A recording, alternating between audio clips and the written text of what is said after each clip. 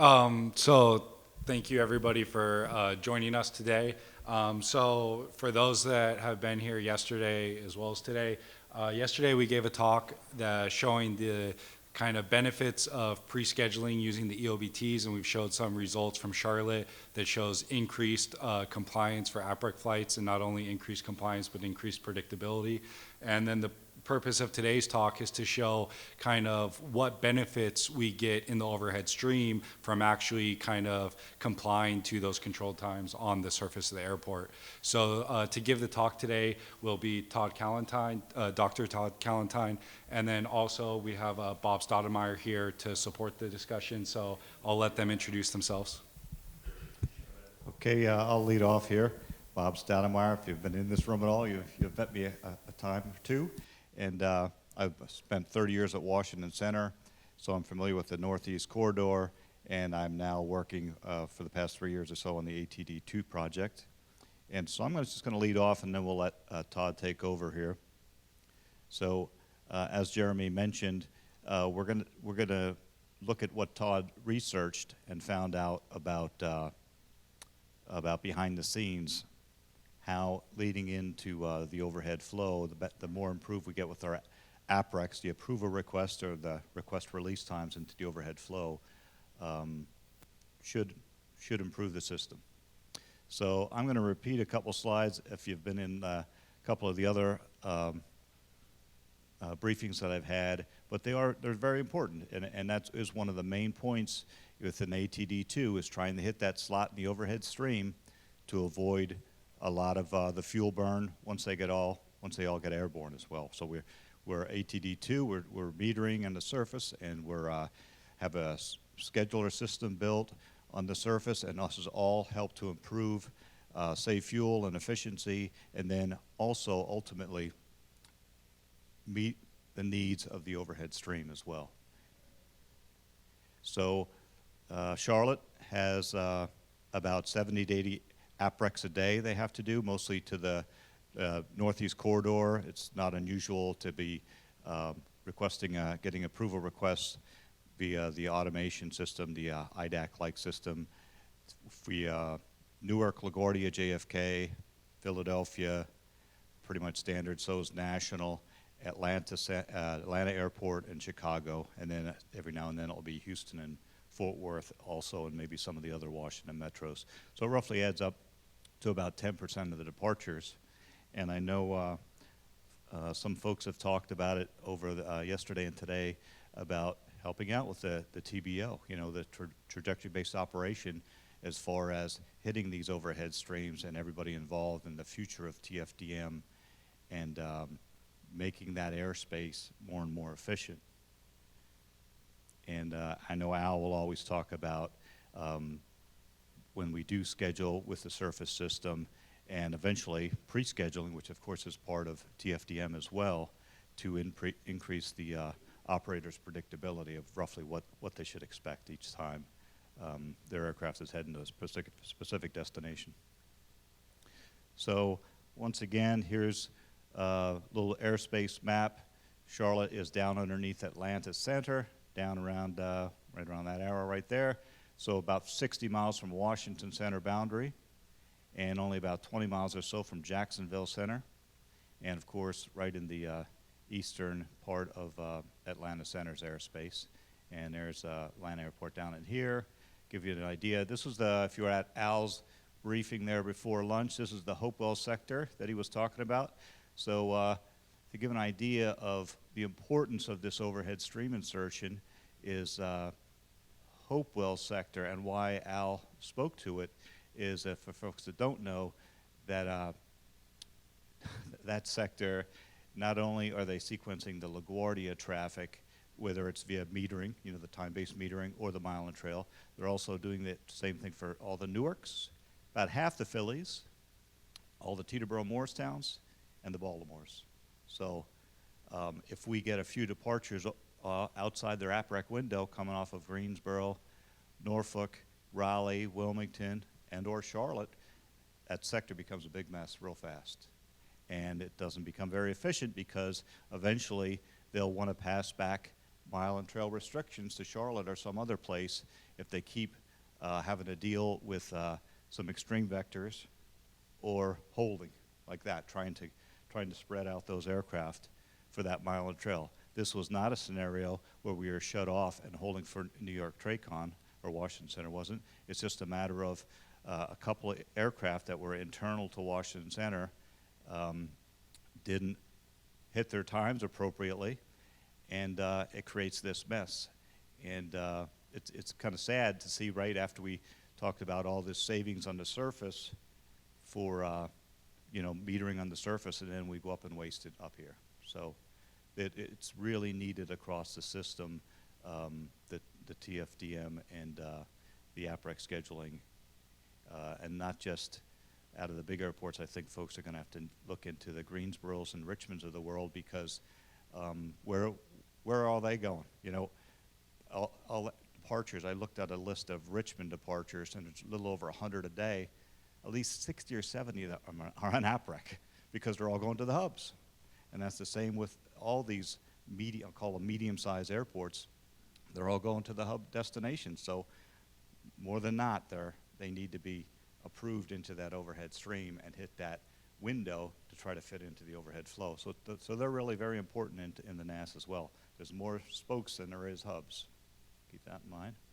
So here's what we're trying to look for in the end is when the aircraft on the TBFM display at Washington Center for, in this case it's using mile and trail, that they're fitting into the overhead flow when they get released out of Charlotte and the other places. They find a nice slot and they hit that APREC window, which is 2 minutes before to 1 minute after the time that they get approved. And we certainly, along the way at Charlotte, we have seen improvement, and I think we've gone from roughly 60% compliance, and we kind of hit a high point in May of 75%. So that's heading in the right direction. So my thought process, if the 6th or 7th busiest airport in the country can at least do that well, and we still have a year to go, then all those Greensboros and the medium-sized airports of the world, hopefully they'll be able to hit 90+%, and there'll be less and less of that poor stream insertion. So here, things aren't actually looking too bad here, heading up to, I think I have LaGuardia showing up here. So that's kind of what we're striving for. And I'm going to hand it off to Todd. So Todd, I didn't know if you wanted to show this slide or talk about this slide for a second to kind of explain out your stream insertion. Dive into the data here. Okay. See if I can do this. I'll test my. Hey. So good afternoon, everyone. I'm going to talk about some analyses I did to try and show that the stream insertion improves with APRA Compliance. And the challenge really is to combine the TBFM data with the surface data. And so it's not straightforward, I guess, is the easy way to describe it. You first have to convert your TBFM binaries, and then what I did then was process all of the binaries. I got 17.5 months roughly of data here. We had a little rsync glitch, but otherwise pretty clean data across those 17.5 months. And so I have the schedules kind of in a ball, and then I'm able to take the surface data and merge that with the schedule data, so I can look and see, when this particular airplane who had an APREC was scheduled, what did the schedule look like? When it crossed the meter fix, what did that look like? So you can see here, looking at 3 different centers. Most of the APRECs go to Washington Center, and then there's some scheduled into the New York system, and quite a few into Atlanta. So broke this out by stream classes, just to more or less to kind of verify, what we sort of already knew, which is, there were some busy flows like the ones Bob just pointed out up to the New York area. These are all Newark, LaGuardia, JFK. This is into the DC metro area. And then we have heavy flows into Atlanta. These airplanes are scheduled into the arrival system about 160 miles from Charlotte. These arcs are more like 400 miles away, 420 miles away. And then some lesser used stream classes. When you look at these data, you have to realize that the system is in flux. This kind of shows that the way the metering is happening is changing. Atlanta was using one meter fix, now they're using a different one. We have some APRECs coming into Houston that were not prevalent in 2018. And so, what we're seeing here is some adaptation changes taking place, the operation itself, the times APRECs were enforced and so forth. So keep that in mind. This is the average delay by stream class for the Charlotte APREC, so the APREC delay. And I think from a statistical standpoint, these are all pretty much the same. And what that indicates here is that, we're looking at times when maybe the flows weren't very busy. We're looking at times when they were very busy. So we have quite a bit of variation and maybe some depressed values of delay. From the data I saw, there's a ton of airplanes that get scheduled just when, at their requested times, by and large. I would say 50 to 75% of airplanes just get their requested times. But a lot of airplanes don't, and that's where the delay values come from. That's where you see the large standard deviations. So for stream insertion metrics, I went back to a fellow you may be familiar with, Al Capps, who had done some work on this, 5 years ago maybe. Maybe it's been longer than that. But they were looking at PDRC scheduling into Houston and used this metric, when they were scheduled, did the lead and trail on the schedule end up matching the lead and trail when the airplane ended up crossing the scheduling point? I extended that because we know that we have these smaller airports that are getting scheduled in later, and because we know we have merging streams in the Northeast, just to look at the sequence holding up. So you were scheduled between two airplanes. Was that airplane you were scheduled behind still in front of you when you crossed? And was the airplane that was behind you when you were scheduled still behind you when you crossed? So other airplanes can get scheduled in, but the sequence is kind of holding up. So these were the two metrics I focused on in this initial work. You can see here that these two metrics are pretty consistent year to year. If you just look at 2-3 month chunks of 2018 and 2019, don't see a real big difference there. So pretty consistent over the data set. So this is the outcome of looking at, do the lead and trail match by the stream classes?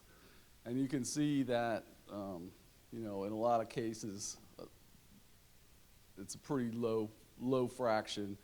The bottom graph shows, well, let me first say that the green bars, light and dark green, are when they were APRA compliant, when they met their release time. And the red bars are when they did not meet their release time. And then the little dark pieces are when the lead and trail actually matched from the time they were scheduled till the time they crossed the scheduling point. And down here, I just kind of blew up what fraction of each of these bars the dark part is. So the blue bars represent the fraction of compliant APRECs that did match in terms of their lead and trail. And so the nifty thing about this, in spite of some of the low values, is that when you're APRA compliant, you always have a better shot. And again, you know, there are cases where the traffic is not that heavy, and so, you know, maybe there's not really too many people out, you know, competing for your slot at all anyway. You can see here that for this Aussie Jet Atlanta flow, that's actually pretty close in, there's a higher fraction matching than for some of these farther away flows where we know there's merging happening. If you look at the sequence holds results, first of all, the percentages of time when the sequence holds is quite a bit higher. So here I'm showing around 70% of the time. If you're compliant with your APREC, you're going to get in that sequence as you were scheduled. You have a question? Yeah, the previous one, the Leadin trail. Uh-huh. On the side, so we're more often than not, we don't hit that. So we typically more ahead of the lead or behind the trail. Oh yes, so he's asking, are we more often ahead of the lead or more often behind the trail? I don't know. I'm getting into this. This is one of these late breaking discoveries here. That's an interesting question, of course, because you know you want to know. I actually have some data that speak to that a little bit in terms of getting off earlier or later and whether that impacts things. But you know, again, the thing to note, I think here, considering that we're talking about all times, and APRECs at Charlotte are enforced all day long when, you know, sometimes the flows may not be that heavy, but you know, it's easier to just say, okay, APRECs today than have them come in and out of force and try and track that. So we do still see that if you're compliant, you always have a better shot of landing in sequence, at least. So some questions may come up like, well, you know, you're gonna have a better shot if you're in a huge slot and things of that nature. So what I tried to do, and I don't know how well I succeeded, but here's a slide that shows, okay, here's how compliant you were. So this is dead on in the middle, and this is looking at actually to the second. And here's your slot size that you were scheduled into in terms of the difference between the STA of your lead and the STA of your trail. And this scale indicates how often the sequence held up. So the lighter colors are better.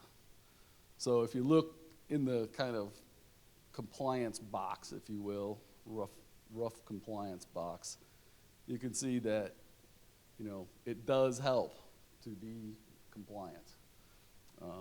Most of your light color falls in that box. So, you know, there's some cases, I don't know what happened here, for example, but you can see that there's a pretty even distribution of aircraft being early or late relative to their APREC time.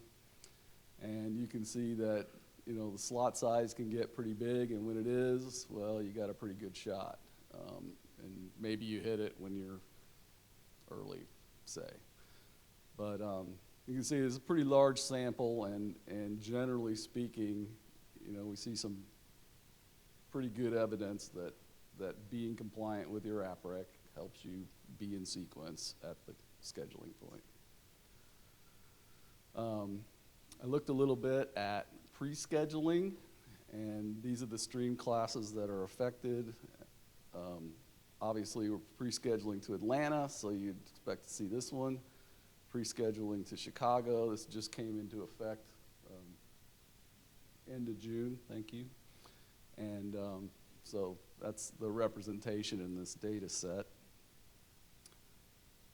And here you can see that what it ended up helping is, you know, you actually end up directly behind your Leadin trail more often than not. sample is not nearly as large as the full sample of data. I also looked at the same thing with the slot size versus APRA compliance for the pre-scheduled flights. This is kind of a little different in that the dark blue means you were in your sequence when you crossed the scheduling point. And here's kind of interesting. I see more of the airplanes leaving early. Not sure why, but again, pretty good representation of blue color in the compliant box, and doesn't look like too much of a penalty for leaving a little early. In fact, looks like not much at all from this representation. So, you know, a lot of work to be done here in terms of sifting these data for, you know, busy times, not so busy times, et cetera, and seeing how these data change. I also looked at edicts, and kind of a positive result here. This is the representation of stream class, edicts by stream class. And you can see that there are, you know, a fair number of airplanes to the northeast also have edicts. In fact, these are all, I don't know why they're all these fancy colors, but most of these are to the northeast. Here's Atlanta, there's a few of those. But the, you know, the good news again here is if you're APRA compliant, you got a better shot of ending up in sequence, and if you hit your edict also, even better. So there's not much in the way of counter evidence to being compliant here. Basically everything I'm showing here says being compliant helps. And that's basically what I have here as far as what I've done so far. So the big thing is that this is probably one of the first attempts, or certainly the only recent attempt I know of trying to combine TBFM data with surface data, and actually going through the process of reconstructing the schedules and marrying those two data sets and being able to track a flight from the surface to its, you know, meter point or meter fixed crossing. And APRA compliance consistently improves the stream insertion. You see variation with slot size, and you see variation with stream class and the particular flow characteristics that were in force at the time. So, you know, where this work needs to go next, and I've actually been working on it quite a bit here at the workshop this week, is processing all the schedules, try to identify the times when they're really busy. Try to find the packed schedules and the not so packed schedules, and then be able to perform this same analysis when I look at very busy times and, you know, not so busy times, et cetera. And you know, I guess lastly, sequence holds seems to be pretty insensitive to pre-scheduling. And I also looked at airport configuration, and it didn't seem to matter whether Charlotte was in north or south flow. The results were pretty similar. I didn't show the chart, but it seems like APRA compliance is the main driver of getting in your flow. So I'm ready to take some questions.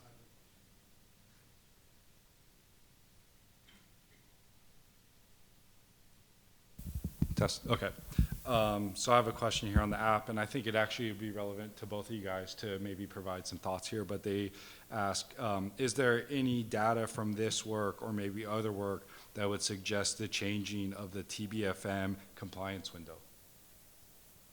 Well, I think I would say that, and I think Bob would also say that a little wider window wouldn't kill us, particularly on the early side. Your question earlier, sir, about you know, do you end up behind more often is relevant. You have to understand. I mean, in the airspace picture we showed earlier, how far these airplanes travel and how many controllers touch them without really knowing that they even have a time. So there's a lot going on, and there's a lot of cooks in the kitchen, so to speak, as far as this goes. But it seems like if you're a minute earlier or even a minute later, it's not such a horrible thing, but that needs to be, you know, looked at more carefully to be sure that what that window might look like. The one thing that I've been thinking about over time is maybe you can give wider windows to less dense airports. For example, out of Washington Center to Detroit, there's about 5 aircraft that just get scheduled into that flow to Detroit, as opposed to going to LaGuardia. It is imperative that they come out on time. You know, like some of that mess I showed you up there earlier, I don't absolutely know. I mean, some of them may not have been outside their window, but a 4-minute window right now in the situation with LaGuardia when they're traveling over 500 over the ground, you can do the math there, 4 times 7 or 8 miles a minute. That's a huge chunk of airspace that aircraft has the privilege of getting up into and may or may not fit. So spent plenty of time with Mike and the other folks at Charlotte and kind of showed them along the way that, hey, if you're gonna miss on the early side, so we miss on the early side of that APREC time, so we can slow the aircraft down. You can't make them go warp speed if you end up, you know, two minutes behind or whatever the case is. So if I was in charge, I might say, hey, to LaGuardia or JFK, and maybe at a certain time of day, say, especially those medium-sized airports I was talking about that have that little more room maybe and aren't as congested, I might say, I want you guys to hit a 2-minute time right now. But other times going to Detroit or Fort Worth or something like that, maybe you can have a 5-minute window, you know, a little bit larger window, something like that. And I would continue to stress hitting the front end of that window, which what Todd's data was showing looked like that was the case. So that's good to see. And then to your question earlier, it's an interesting study because I expected really not as many to fall between as they did, even if they're compliant, because over the years, you know, when aircraft would come right up underneath the front aircraft and folks would come up, when I was at TMU at Washington, say, what kind of release is this? I'm like, that's a darn good release because you give them the option of pulling back either aircraft now, you know, to fit into that flow. What's a bad release is if I'm at the back end and now you have another 8 aircraft that you have to vector all 8 of them because you came off at the back end of that release. Yeah, I'm not so sure that there's not already some of this happening. I have a tool that allows me to visualize the APREC coming out of the ramp and, you know, how they handle each APREC, how much time before they have to go, and I can see if they're going to hit or not and what they do with the other traffic. And I think possibly now, you know, maybe they're able to spend a little less time worrying about airplanes that they know are going into light flows to, you know, less traveled places. They might do some of that already. I think it'd be hard for them to be expected to comply with specific windows for specific destinations. It might be easier just to have a blanket rule, and I think Bob may be right. You know, there are times where having a tight window is actually pretty key. So, that's what to say. Yes, sir. No, it's very insightful. Dave Nor, FAA. We with MITRE, and even my MITRE colleagues are here, we're looking at IDAC and EDC going from the New York airports to Charlotte and Atlanta. And it's Okay. similar, and you did some things I think we could go back and look at. But one thing we were looking at is the change in distance flown based on hitting the window. Oh, And, yeah. well, and also speeching, because you mentioned, you started the whole conversation showing this vectoring. I think you probably got the data where you could go back. Yeah, I Because mean, think ultimately that is what you're after, is disturbance in the flow. And so it was not just disturbance in the ones that are being entered, but in disturbance in the aircraft in the overhead stream that you're. it'd be nice to, you know, be able to attribute some of these effects to other things, or, you know, did missing the APRAC time really, was that really the cause of whatever There's a lot additional of things going handling? on up Yeah, there, yeah. But you're, No, I confess that I probably do have the data. So Dave, if I could summarize just so we have it on to capture on camera and everything, you were saying that yourself and some of your MITRE colleagues are looking at additional mileage flown by compliance at the surface, is that correct? Okay. yeah. I just want to summarize so that we have it, That's right. okay. Miles flown for both the overhead and the folks being Okay. inserted. So additional mileage for, And having the tool hitting the time. okay, thank you. Yeah, it'd be nice to have the surface data for some of the, you know, closer in airports as well. That would be extremely interesting, I think. I'll just keep this here, and then if further questions, just so we can have it on. Hey Todd, I was wondering if you also looked at, I guess, when ATD-2 metering was on and a flight was held at a gate, did that make any difference in the I haven't compliance? looked at that yet. I have not looked at that yet. APRACs are held at the gate if the delay, the TBFM sign delay justifies it, outside or inside the meter. So those APRACs are gate held opportunistically, whether or not they're metered. Yeah, there's a ton that I've yet to do. I mean, maybe you noticed that the data ended in mid-August. That's when I started doing this. So I've just barely started. But, yeah, sure. Yeah, I think, you know, Todd is being just a little modest in the fact that the data he has here really is amazing and unique, and that I think it's a really rare opportunity to get to see this type of data that's inside a TBFM that's not available in a lot of places. And so, you know, like he's saying, there's still a lot to be done here because we're just kind of getting our hands and kind of trying to understand this problem like this. But it's a really unique opportunity for us to even have this data to begin with to allow us to do this type of work.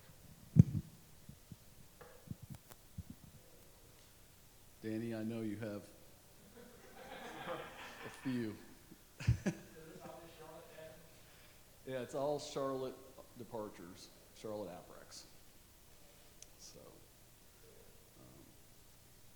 it's limited in that sense.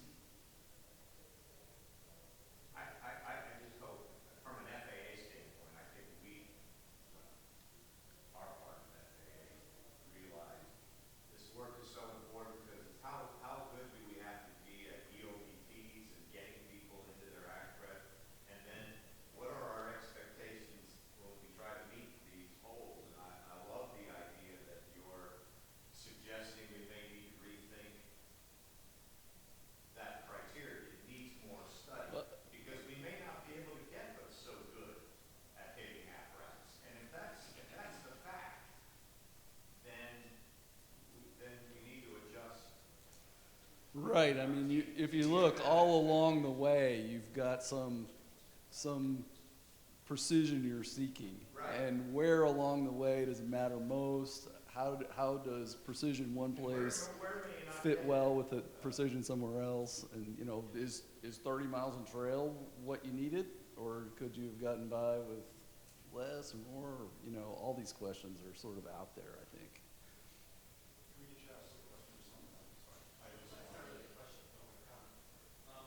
So what you showed also was that if you're compliant with your APRAC, and you have a big hole, then you maintain sequence and the relationship between the lead and Yeah, even with a fairly small hole or smaller hole. So maybe in addition to looking at increasing the window size, you would look at the accuracy of the pre-departure and post-departure trajectories of the TBFM that are responsible for ensuring that you fit that. Yes, indeed. I confess that I've actually spent some time going through the adaptations. You know, in order to try and understand the stream classes, I found myself in the adaptations and, you know, baby steps there too. I'm kind of, you know, there's so many different aspects of this that you have to understand You know, it's easy to come away, yes, I found something. Wait, I didn't find anything. So, you know, it's one of those deals where the more I understand about some of these operations, I'm sort of looking at the data with, you know, a decent amount of understanding, but still not very much.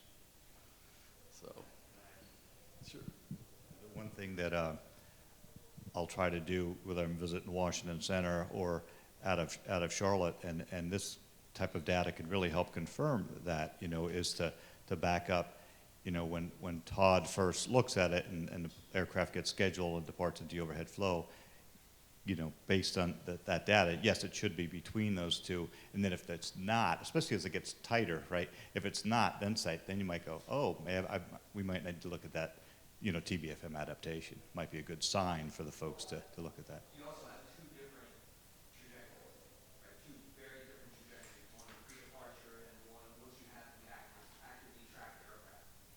And that could be responsible for some inconsistencies in not being able to keep the holes as well. Correct, right. And the one thing that I keep failing to say in the last briefing and in this one is that we need to keep striving to get these APRA compliance correct. But I'm failed to say, but it's included at the end of each statement I make is without reducing throughput at that airport. Without reducing throughput at that airport. So that's why I think sometimes when you see us missing at the front end or see Charlotte missing at the front end, it's because there's a line of 12 to 14 other aircraft there. And okay, maybe that ground control this time around got them out there a little bit earlier, or a surface system, whatever the case is, we're gonna let them go. We're gonna let them go. They're not gonna hold out those other 12 or 13 planes. And again, front end of the push, not the end, you know, front end of the APRAC time, not the end of the world usually. To the point about pre-departure and post-departure trajectories, I am able to look at how the ETAs and STAs move once the airplane's airborne. So one thing I did do that I didn't present here because it's still a little bit young on the research side, but I looked at how much delay one of these airplanes incurred along the way, like how much delay ever showed up. What was the largest delay that ever showed up for this guy after he departed?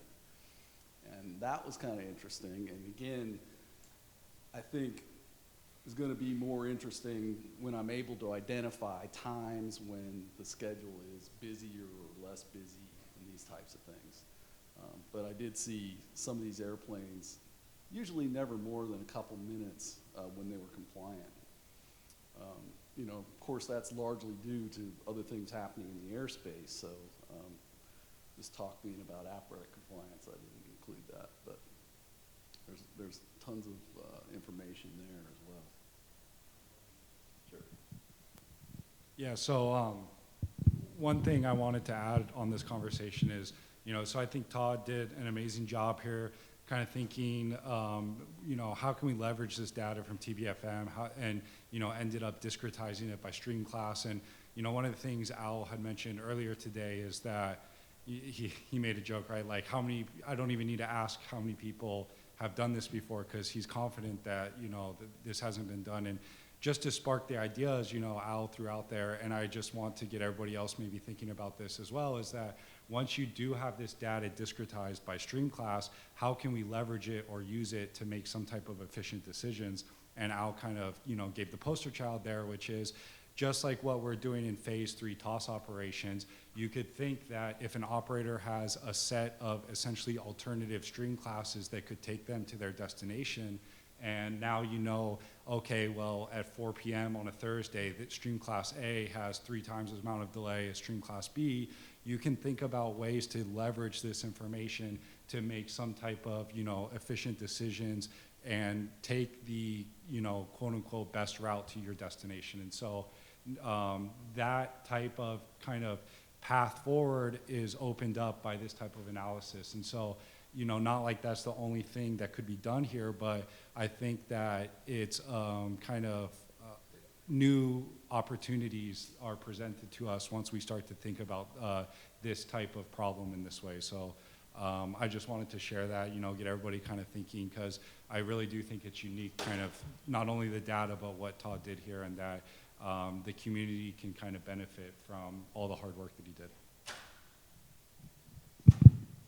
Does anybody else have any questions?